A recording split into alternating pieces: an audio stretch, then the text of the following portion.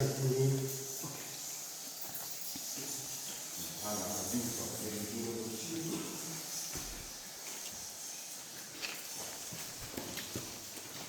hili turuhusi kushuka kutokana na carbonic acid.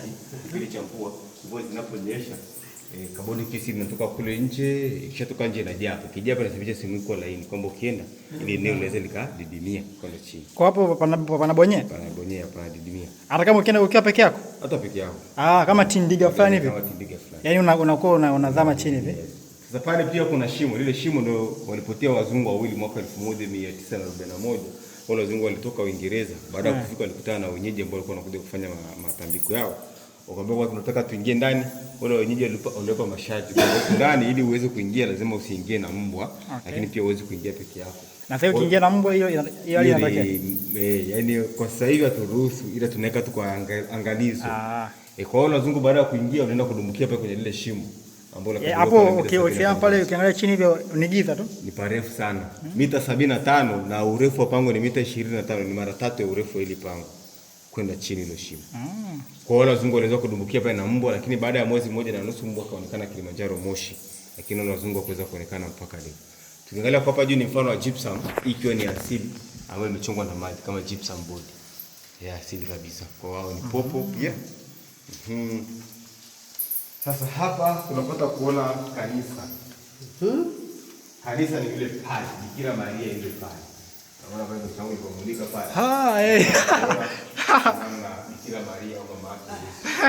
Hii ni chongo na maji. Pamoja na kuondoka ni chonga. Ndio taswira kama mfano wa sanamu ya Bikira Maria kama anaonekana. Lakini pale juu yake ikiwa ni malaika Gabriel. Yule pale, malaika Gabriel pale kama anaonekana na mabawa yake hapa. Lakini hapa chini ikiwa ni Bible, Biblia, ukurasa wa kwanza, ukurasa wa pili, kama kitabu kinachofunguliwa. Ndio tunapoita kanisani kutokana na hizi tafsiri. Kwa sasa hivi tutashuka mlima Kilimanjaro. Hebu tuelekea hapo. Pole pole. Hapo ni ndio pole pole. Panda na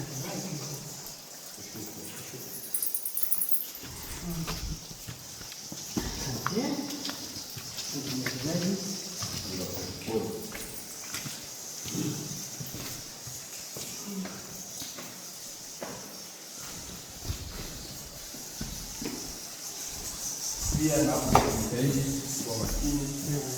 Hapa ndio kushika hiyo ni mara ya kwanza tena. Kwa hiyo makini unatakiwa sio karama bali kuja na buti kabisa buti.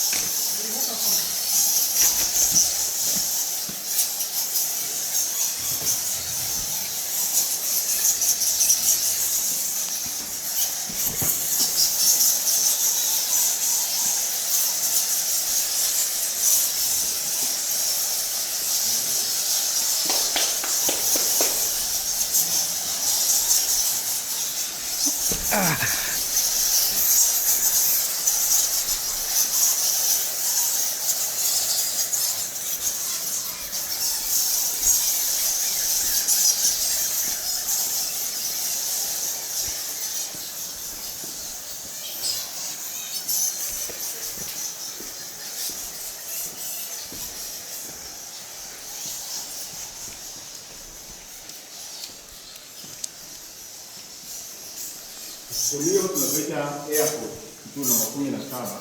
Kwa hiyo tunapata kuona kama mfano wa mlango wa ndege, kama mlango wa ndege. Hapo ndio madirisha kwenye ndege. Hizi ni ngazi ambazo tumezitengeneza. Kwa hiyo tunazipanda hizi ngazi.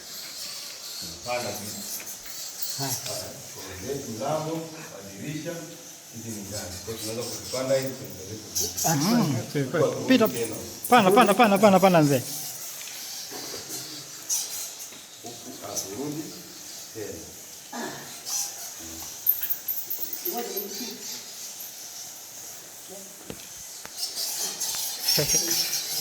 Nenda kwenye ndege mzee.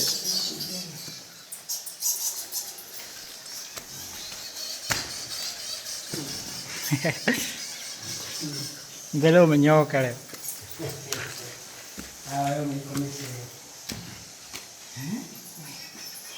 Tuna kwenye ndege?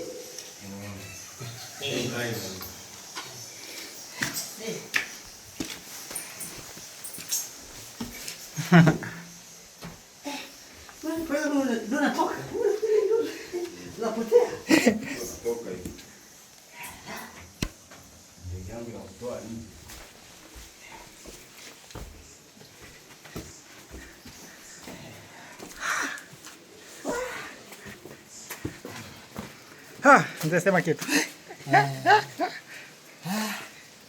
Hatari. Hatari. Nimekubali. Aise. Mwanangu.